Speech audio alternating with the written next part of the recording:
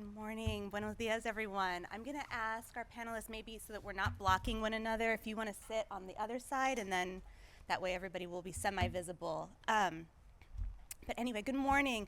My name is Laura Dominguez, and I have the joy of moderating our opening session today, The Power of Community Healing, Decolonizing Systems.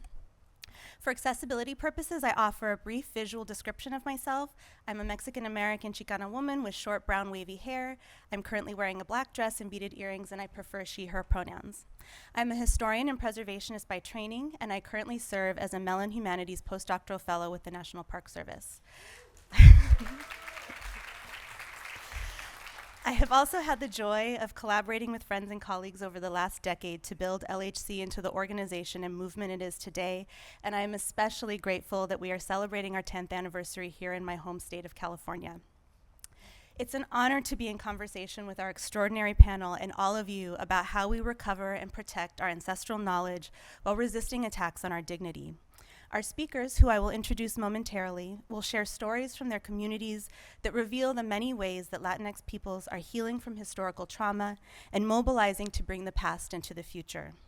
In preparing for today's session, I was reminded of the work of Puerto Rican scholar and poet Aurora Levins Morales, whose writing underlies much of my own research on the historical power of repair. In an essay titled The Historian as Curandera, she writes, "My interest in history lies in its medicinal uses, in the power of history to provide those healing stories that can restore the humanity of the traumatized." She urges us to interrogate the events and systems that dispossess our communities of their historical identities, knowledge, and practices, and to imagine how our storytelling restores and nourishes us as full people. Like all of you, I am eager to learn from this group of remarkable mujeres. They are creators, healers, storytellers, keepers, and repairers in every sense. I will introduce them in the order in which they will speak. After their presentations, we will spend some time dialoguing as a panel and then open to a couple of audience questions. First up is Leticia Gomez-Franco, who is the executive director of the Balboa Art Conservation Center, located here on Kumeyaay land. Born and raised in Los Angeles' Pico Union, she is the daughter of immigrants from Tepatitlan who came to the US in the 1970s to work in the fields.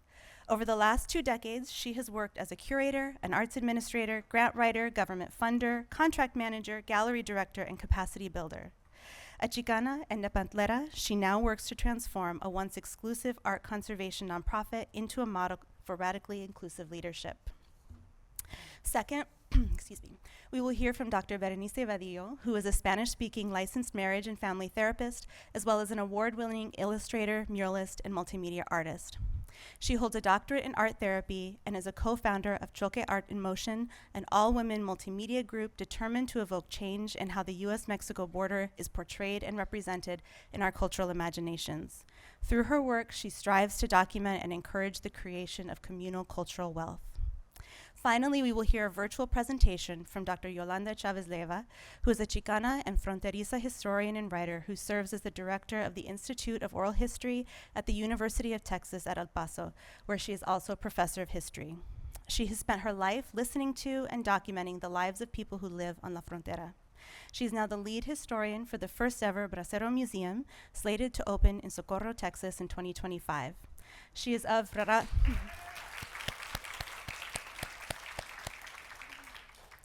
She is of Raramuri descent and honors her grandmother, Canuta Racho. Please join me in welcoming our speakers.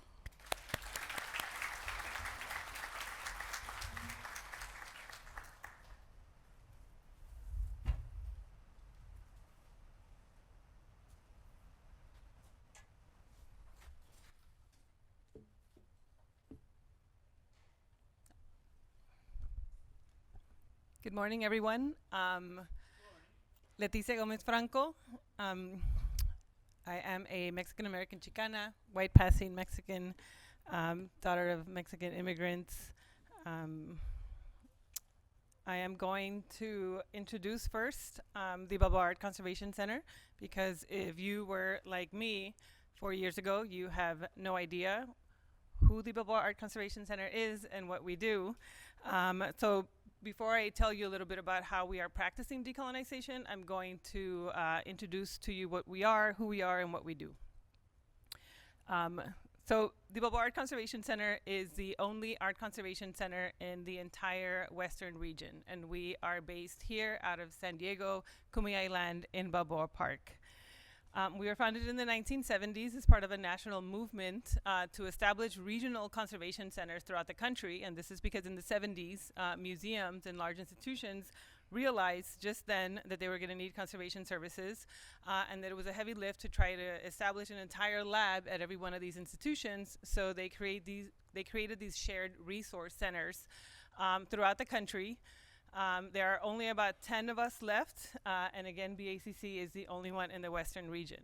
Something to take back to your friends, a little bit of BACC trivia.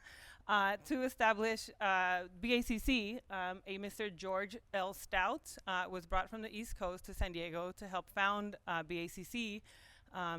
George L. Stout was one of the Monuments Men, if you are familiar with them, or the Monuments Men movie.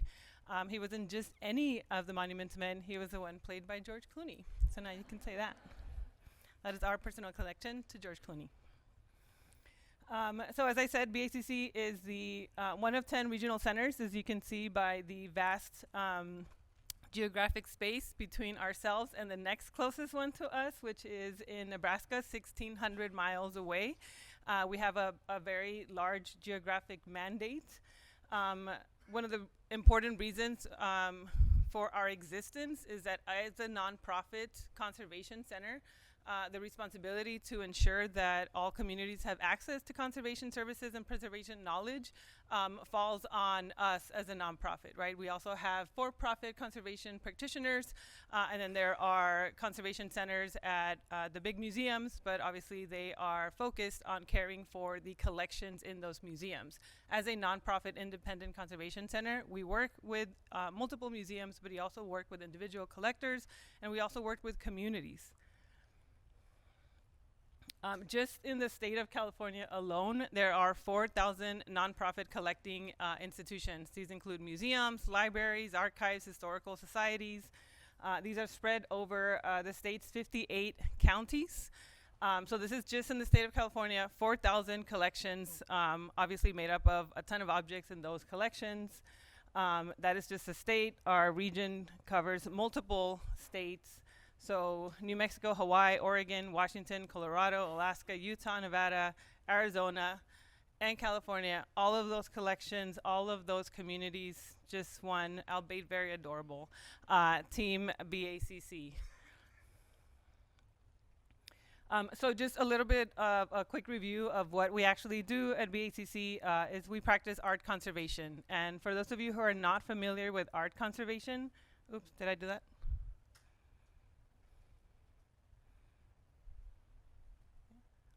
For those of you, an easy way to understand art conservation is to consider us a hospital for cultural materials. So when something gets damaged, something gets torn, it comes to us. But like the medical field, just like when you break a bone, you go to the emergency room. We practice triage on cultural materials, but also when your health needs to be assessed, like when you go to your doctor once a year to get your annual checkup, we also do that for collections. So we make sure that the collections are inhabited in safe spaces. And then we also work with collections caretakers to make sure that collections have a healthy art lifestyle, which could be a good work-life balance of exhibition, storage, stress factors, all of those things. Anything that you can think of that the medical field does for human beings, the field of art conservation does for materials. Here is a very sensationalist series of images of before and after projects that have come through BACC that our conservators have worked on. These are just a really good snapshot of the kinds of traumatic things that come through our spaces and the kind of magic that our conservators do to make sure that these objects and many more like them and not like them are able to live on in their families or in their communities, in their collections for generations to come.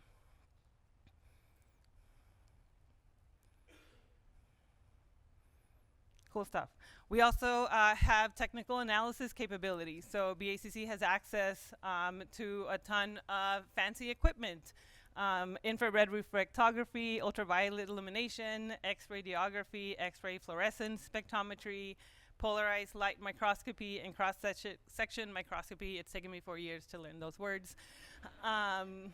Basically, a ton of really cool tools, I call them lasers, that allow the conservators to better understand the materials that are coming through our lab so that they know better how to treat them. But it also increases the knowledge of these cultural materials for their collectors, their caretakers, and the communities that these materials belong in. This is a sample of a Boucher Lovers in a Park piece that we just finished conserving as a live public conservation project at the Timken Museum here in Balboa Park. These are 4 different ways that the conservators were able to analyze a piece to understand what you can see from a piece beyond what we can see with our eyes. We've also been known to make some really cool discoveries. This is a piece that was initially called David with the Sword of Goliath that is at SDMA's here in Balboa Park's collection. It came to us, David was looking at a dark corner. We weren't exactly sure what he was looking at. After going through X-ray, the conservators discovered that there was a severed head there in that corner. And the museum decided that they wanted the conservators to remove the covering paint and reveal the head there, as that was the initial artist's intent. It continues to live at SDMA's collection. It looks different, but it also changes the story of the collection. It changes the story of the piece. So this is a really great example of how these tools and equipment can be used to help inform materials and help inform the narratives that those materials are attached to in our communities. So that's just a quick highlight of what BACT does. You're welcome to come to our website and read a lot of really intense nerd stuff about what else we do. So BACC is such a great resource. It is home to the most practicing art conservators in all of San Diego. And they have all these cool tools and technology. They have access to time, knowledge, and resources for the conservation and preservation of materials, and it's here in San Diego. So what's the problem with that? Well, you can imagine my surprise when I walked into BACC 4 years ago as its incoming executive director. After working in San Diego in the arts for 20 years, doing all the things that Lara mentioned, I had known pretty much every nonprofit in San Diego because I worked for the city. I managed the city's art funding program, so I had to work with every single arts nonprofit in San Diego, and I had never heard of BACC. Did not know they existed. They were right in the park, didn't know they were there. So why was that? What had BACC been up to for the past 45 years that had escaped my radar, or rather, what had they not been up to? Where were all these resources when we needed them? Why didn't we know about them? So I walk in here, and it's important to know where I'm coming from. I walk in here after spending the last 20 years of my life scrounging for pennies, literal and metaphorical, to hold space for my community, our community's culture to survive.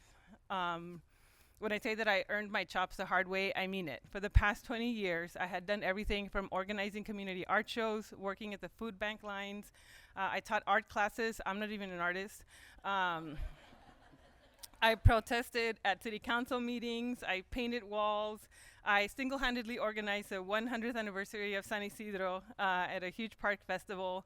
I showed up to what I called Pocha Hour, which was basically showing up to the 5 a.m. Univision Despierta San Diego news segment to speak in Spanish, torture, about Dia de la Mujer and Dia de los Muertos. I pasted Pablo Neruda poems all over the alleyways as a poetic intervention in the most trafficked border in the world.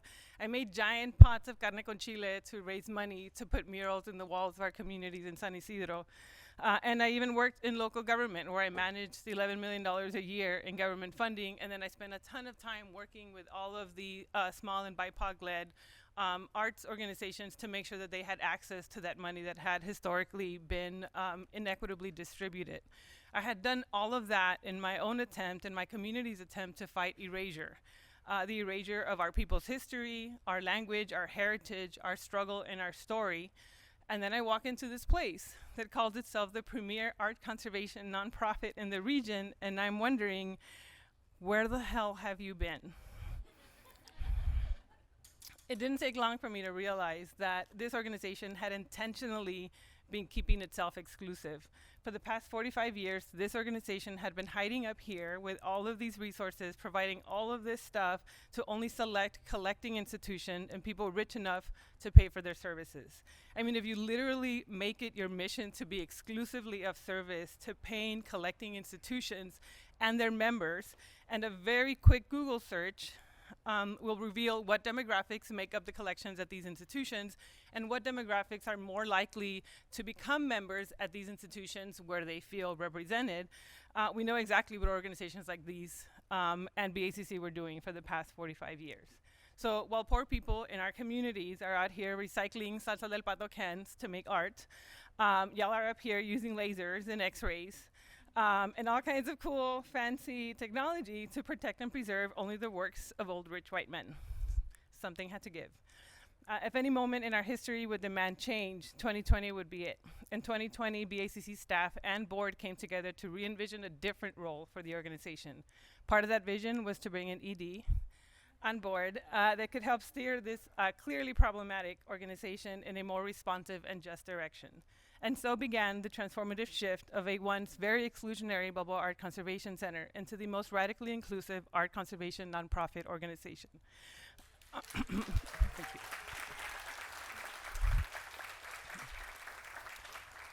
A work in progress in both senses of the word progress. Part of that work involved a whole lot of accountability holding, lots of introspection, and then less talking and more doing.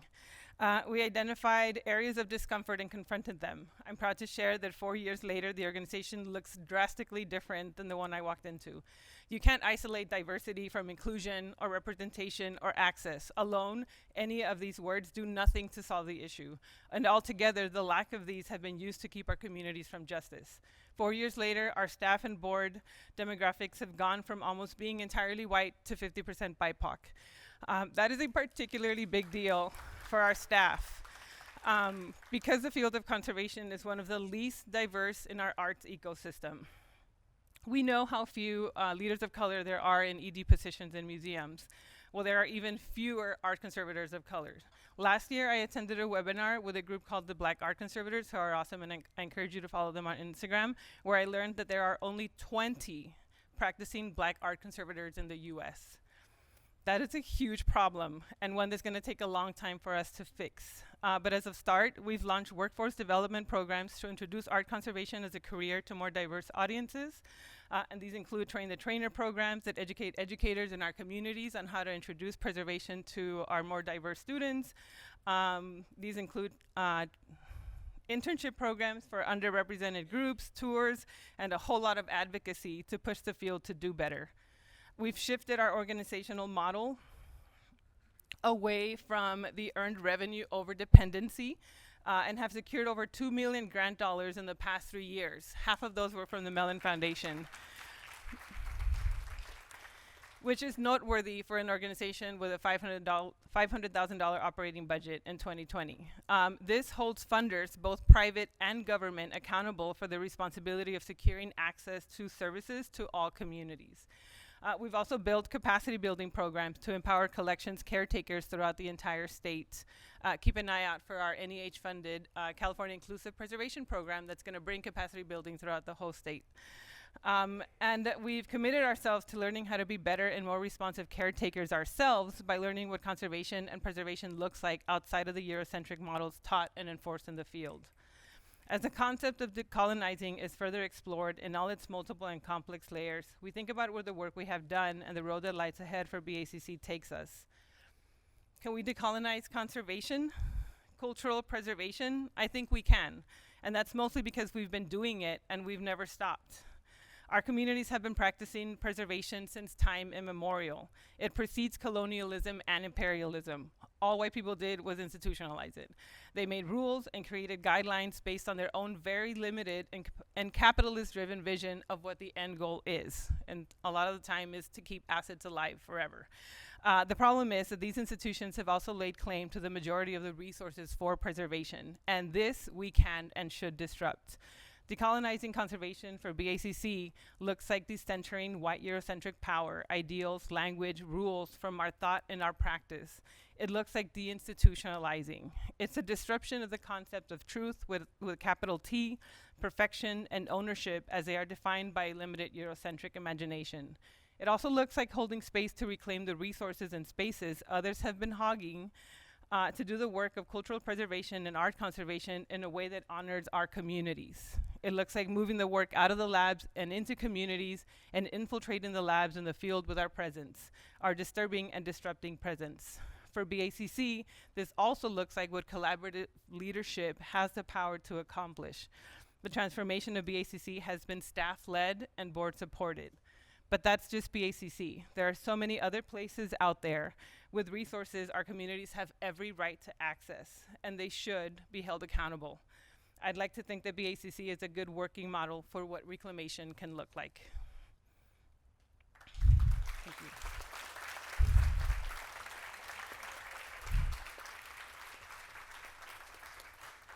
And we will be hosting a tour of our labs this afternoon during the Balboa Park Block Party reception. My awesome team, which is sitting over there on that table, has these cool QR codes. If anyone is interested in signing up for those, please find us. Thank you.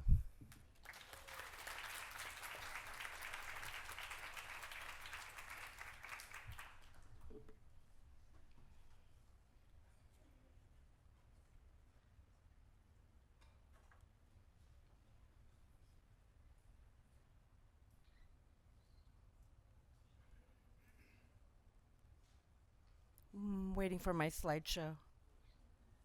Do you know how to work this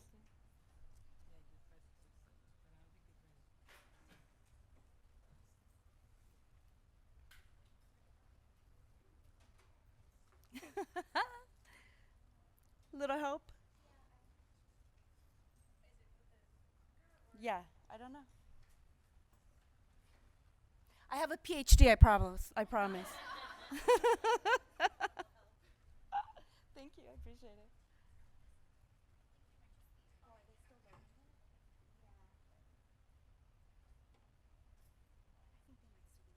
Okay. That's okay. Well, I'll start. Hi, everyone. I'm so excited to be here. My name is Berenice Badillo. I'm a white passing Chicana with brown hair. And I'm an art therapist, and you might be thinking what that is. And what it really is decolonizing really therapy, because you're using art for a person to heal from trauma. And the way that it works better than talk therapy is that when we experience trauma, we experience it in fragments. So when we ask someone to create a counter story, then themselves create a new story. And you are also able to see a thought, and you're able to see your feelings. I'm going to talk to you about a mural that we did in Chicano Park. Oops. And in this story that I'm telling you, we're going to go through all of these different things. But I'm just going to tell you a story because I'm tired of being a scholar.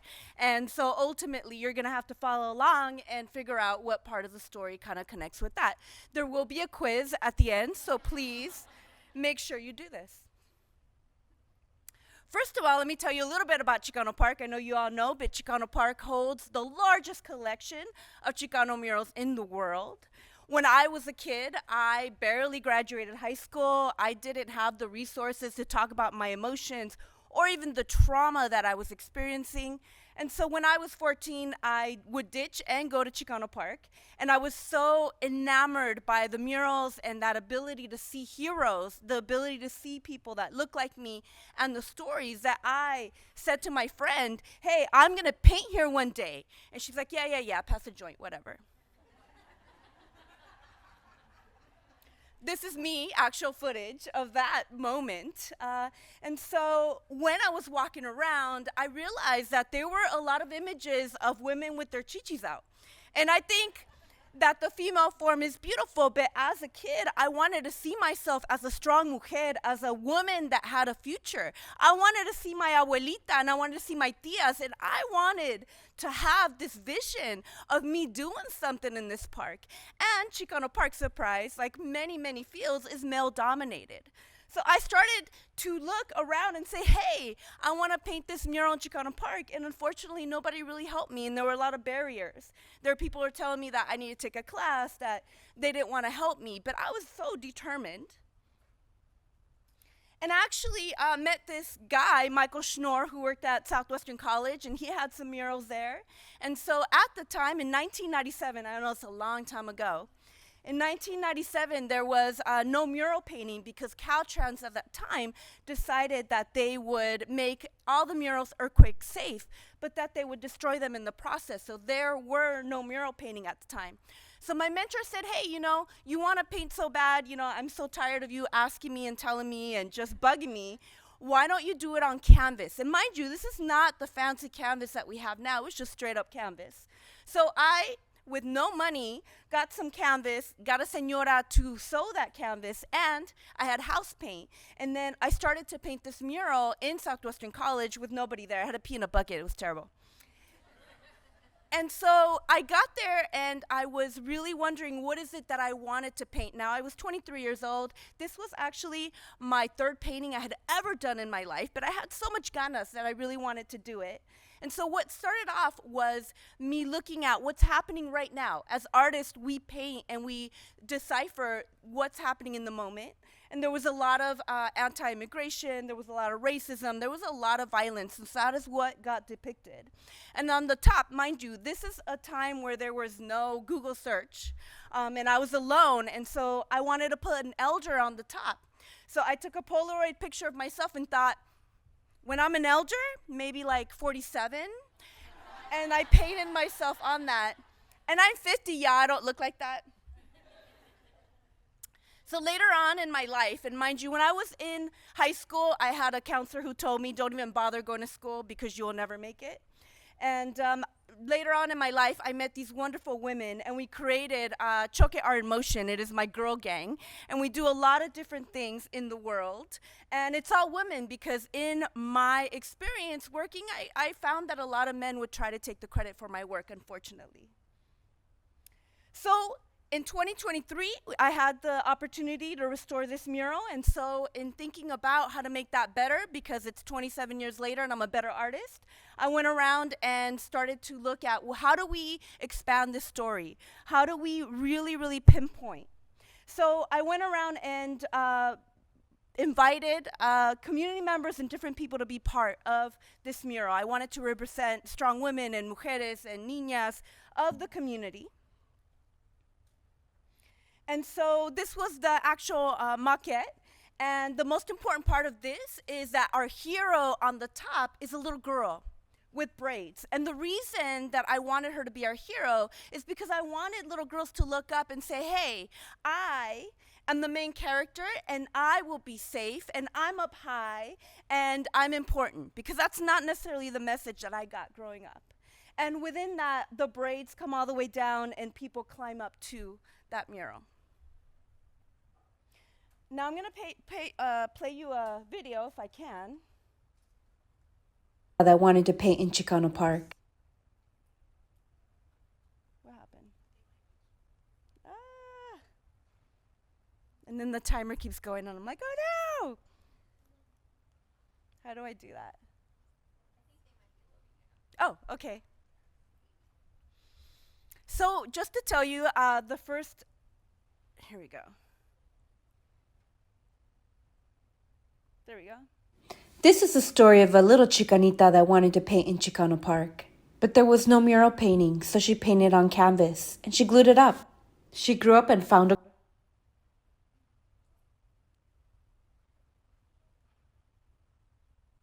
This is the story of a little Chicanita that wanted to paint in Chicano Park. But there was no mural painting, so she painted on canvas, and she glued it up. She grew up and found a girl gang. In 2023, she had the opportunity to restore it. And now she had an amazing team of mujeres, restoration team, scaffolding, and we were gonna do this amazing thing. But bam, right in the middle, she got breast cancer. But breast cancer messed with the wrong person because we were getting this done. We invited Logan Heights residents, community artists, children, adults, elders, and it was a beautiful thing. Coming in to work this morning, Somebody's already defaced our mural. Homophobics and anti-African American, anti-Black. Two gay bitches on the motherfucking mural. Are you going to deface here? Let me take a picture. Are you going to ruin a mural in Chicano Park? Is that what you're saying? If we promote something negative, yes. Are you going to If ruin we it? promote something negative, Yeah. it's not going to go up. So negative is showing all the people in our community that are Your lesbian personal and gay? preference, keep it to yourself. Okay? I don't want my grandson to see shit like that. And instead of repainting the original mural, we created alchemy with the hate, and we created this beautiful smoke that went throughout our mural with the message, if you hit this mural, you hit our whole mural, because we stand behind our LGBT community and our whole community. And through the bullying and the hate, we created a safety zone. We created a bubble in which we generated love and art. We invited the community members and the restoration team to paint a heart and pledge to take care of women and children. There's a little blue ring. And you have to pledge that you're gonna respect and keep safe little girls and women. Do you pledge? Do you pinky swear? Yeah. Pinky swear. And we didn't know if we were going to finish because, of course, people didn't want the story to come out. But you know what? It needs to. It is now the largest mural in Chicano Park done by women, for women, about women. This is the story.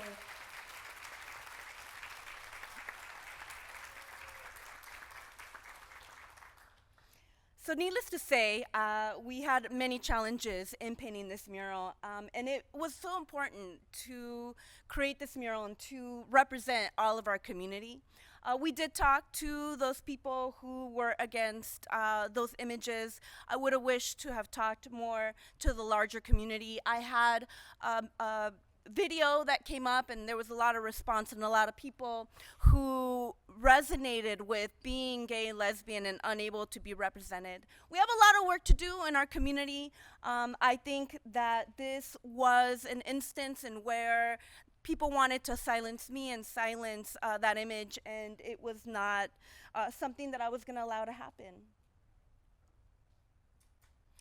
Within this mural and within our group, we have indigenous members, and their images are very strong and sacred. And so part of this are our elders, and part of it was also to this archer that when you go over Chicano Park, you can see. And I love this because she designed this before I had breast cancer. And later we found out that there are some indigenous tribes where women actually cut off their breasts so that they can be better archers. So I thought that was really interesting. And so, really, I didn't make cancer my bitch because having cancer is really terrible.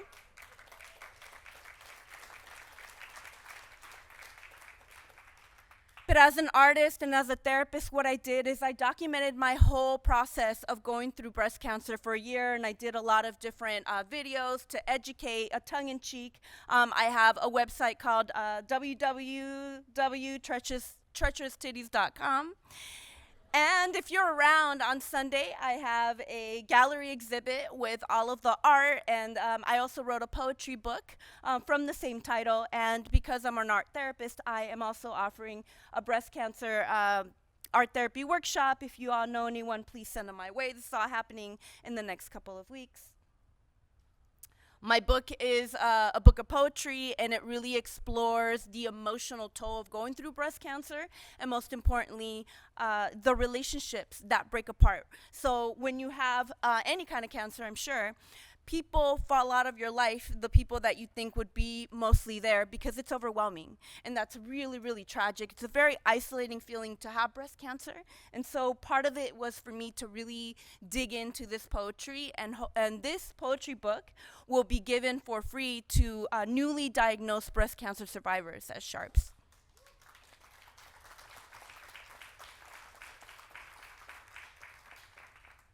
Y porque soy argüendera, and we actually got funding from Far North Border South and funding from the Cultural Alliance, we are doing a documentary. Now, mind you, do I know what's on this documentary? I don't, so I will be just as surprised when we get there to the screening. So a lot of things happening. I'm at the end of the journey, not only the journey for the Far North Border South, but also my breast cancer journey.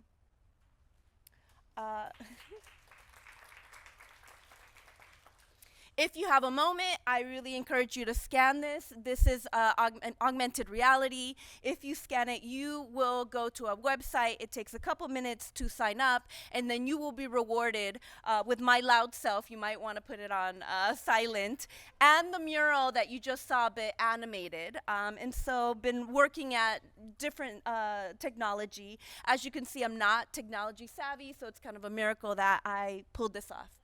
So please scan it. And I think that's it. And that's it. That's me. That's a book that I illustrated. Go buy it. It's about a little boy who has undocumented parents, and it's his journey. And that's it for me. Thank you so much.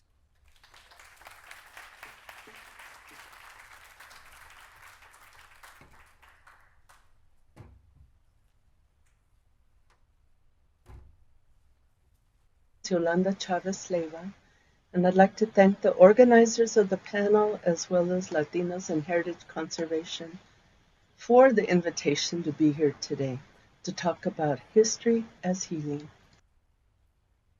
This panel focuses on historical trauma and healing. For my purposes, I want to talk about the erasure or misrepresentation of our history as foundational to our historical trauma.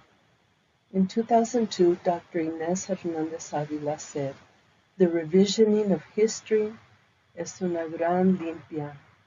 In traditional healing, a limpia is a process that brings our body, our mind, our spirit, and our intellect into balance, removing what is negative, allowing space for what is positive. I use the image of Santa Teresita Urrea on this slide, La Santa de Cabora, a young Mexican curandera who in this 1898 photo is standing on a street corner in El Paso, Segundo Barrio, healing a baby, for us to think about healing. When we think about healing, it doesn't mean a magical cure. Healing is a process to bring us into balance emotionally, psychologically, spiritually, and physically. Healing from historical trauma is also a process. I follow with a brief discussion of the process of community healing in El Paso. In this presentation, I focus on two barrios in South El Paso, the Segundo Barrio and Barrio Duranguito. Duranguito is the oldest neighborhood in El Paso, platted in the 1850s, while the Segundo Barrio grew in the 1880s, populated first by Mexican immigrants recruited for employment on the U.S. side of the border, crossing the Rio Grande, Rio Bravo, and later during the Revolution of 1910 by migrants who were escaping the violence and chaos. The two barrios have grown as working-class barrios, Spanish-speaking, Mexican immigrant, and often people live in either two-story tenement apartments like the one shown in the photo, or one-story apartments called presidios. Both barrios have been victims of disparagement, of disrespect, and of neglect by government officials, landlords, and El Paso's elite. Just as there have been efforts to erase our history and our presence in the United States, there have been many attempts to demolish and erase the Segundo Barrio from the 1910s onward. One of the most concerted efforts to demolish El Segundo came about in the early 2000s as a group of wealthy and influential El Pasoans, mostly developers, as well as elected officials, came together with a plan to demolish 300 acres of El Segundo Barrio, one of the most historic immigrant barrios in the United States, in order to build high-end stores, coffee shops, and an international art walk. A decade later, in 2016, the city of El Paso unveiled plans to demolish Barrio Duranguito in order to build a sports arena.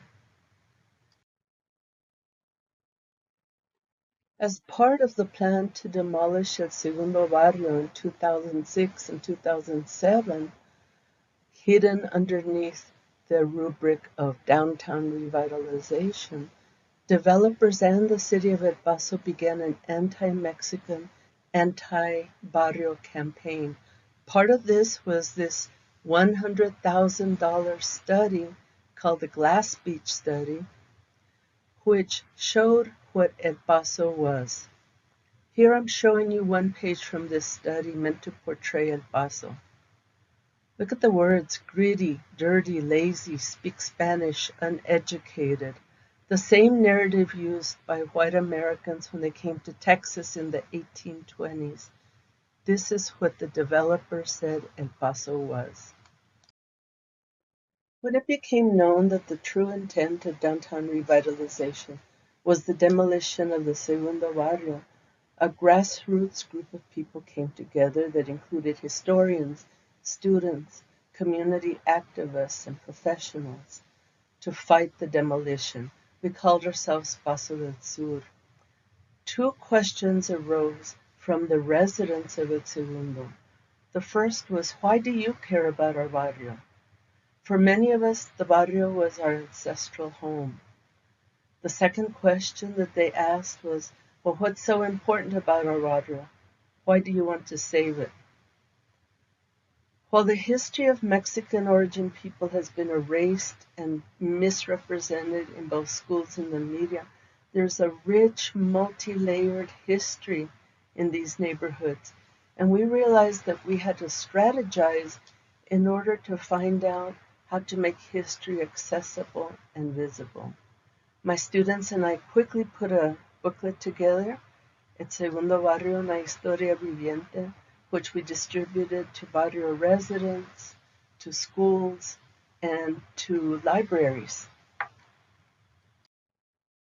We organized in the community led by las abuelas, Doña Carmen and Doña Lupe in El Segundo, Doña Tonita and Doña Julia in Duranguito, in an atmosphere where our elders were dismissed as lazy, dirty, disposable, and a drawback to development. We asked them to lead us. They are the living history of the barrio. Donita, now in her mid-90s, says that she grew up on the border with both countries and both flags. She says that she knows more about economic development than the economists, more about what the city needs than the elected officials, and more about crime than any police officer. With their lead, we moved forward. Decolonization, after all, is founded on whose voice is put first, who is doing the leading. Our elders and barrio residents were at the forefront. In 2007, we asked artist Francisco Delgado, who was raised in El Segundo, to create a mural on the outside wall of Sacred Heart Catholic Church. It was a way to tell the story of the Segundo, from the migrants crossing the river, to the riders, the children playing football, the Virgen de Guadalupe, and more.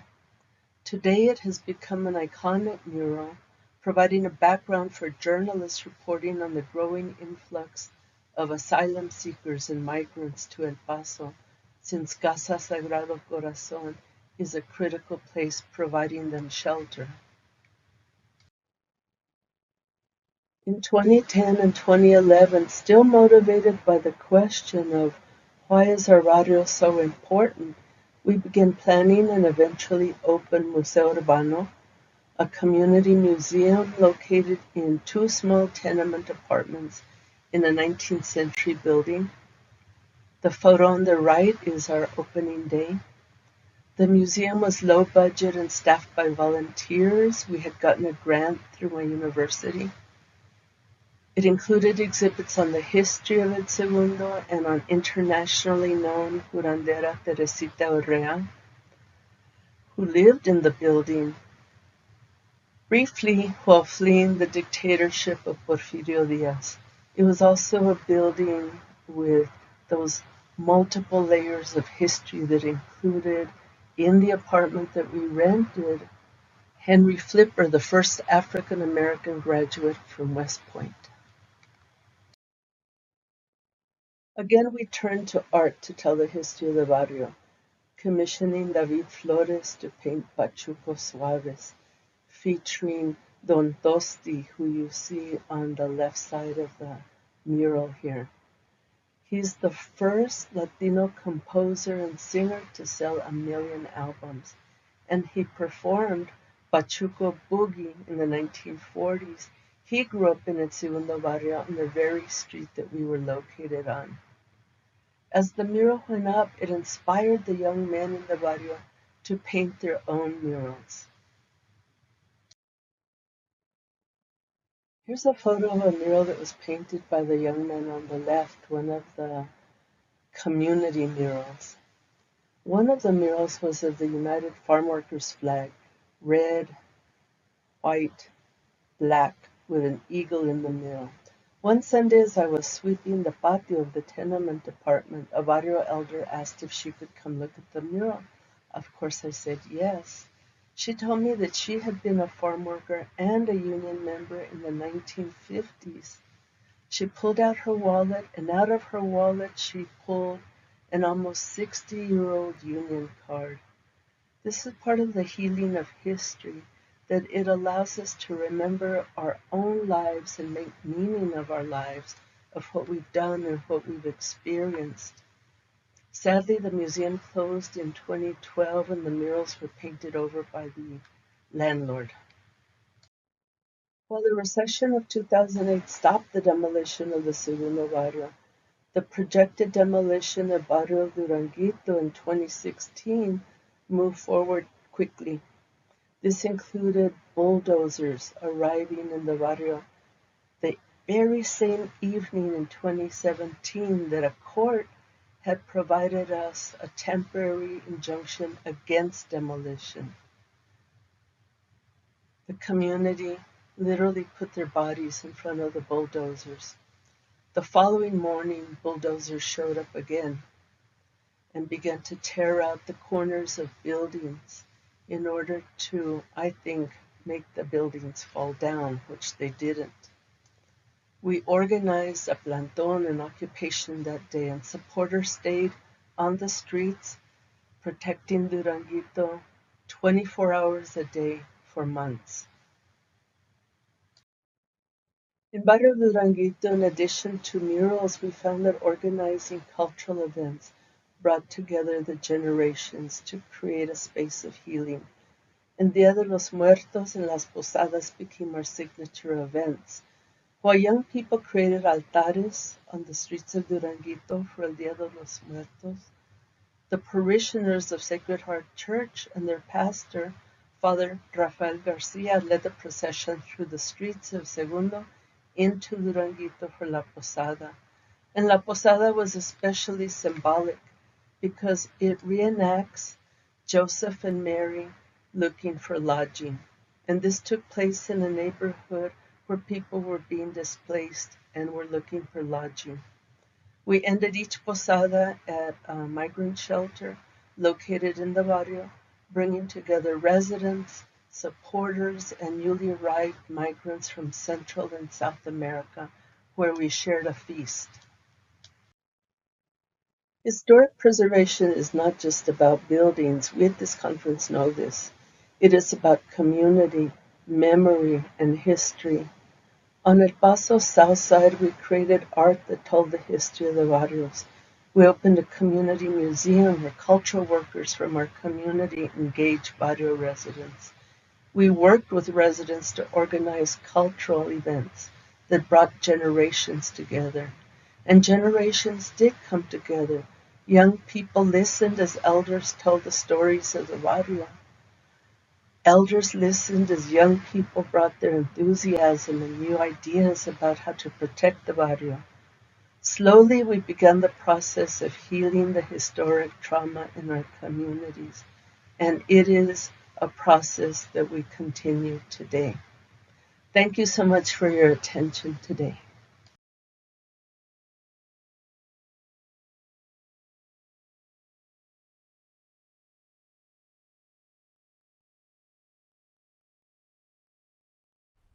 Oh, thank you. Thank you so much. We're running short on time. I know we need to stop right at the top of the hour.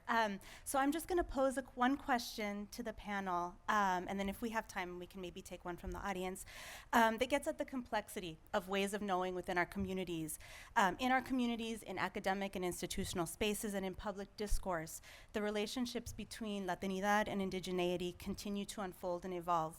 And so reflecting on your work, I would love for you to speak about how we can support people and communities who are learning to reconnect responsibly with their ancestral stories. And I'm thinking especially for those who have lost direct relationships to an indigenous homeland and identity, how can we reclaim and reconnect without causing more harm? And you don't have a handheld mic. Do you mind stepping up to the podium in your responses, or Dr. Leyva can also unmute herself and respond? And maybe if someone can bring up a handheld mic if we have access. Okay, thank you. I would say for us at BACC, being an institution, taking a role of respect, of humility, and of vulnerability, of learning and knowing when to step aside, of approaching cultural communities from a third space helper, and trying to absorb as much as we possibly can without imposing, has been a really big lesson for us to learn how not to do that as an institution from a white savior perspective. We talk about that every day, and we check ourselves every conversation that we have, and how to not be neutral. Neutral is not the word, but how to not have really great intentions and then accidentally create more damage. I think as an institution, that is our responsibility. And as human beings, I think it's holding space for each other to learn and grow, and try to do that in community as much as we can. I'd like to make a comment if I could. Barrio Duranguito and El Segundo are both on land that held indigenous settlements, the Inde people, the Mansos or Tampachoa.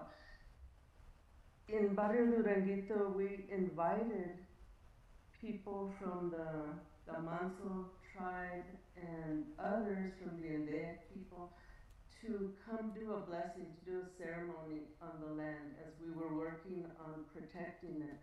And again, as part of the decolonization, it's important to be conscious of whose voice is leading. So we did not lead, we stepped back and allowed our indigenous brothers and sisters to use their traditional knowledge and their voice to bless the land. And it was a very healing process for everyone. Exactly. I think that both of you are just spitting so much knowledge. And as XoQUE, even though we have two indigenous members, when we work on both sides of the border, we work with indigenous communities, we have to check ourselves, right? And so everything that you said in regards of who is speaking and for what are we doing this and for whose benefit is such an important piece. Thank you. We have maybe 30 seconds left if there's a very quick question from the audience. Yes. Here.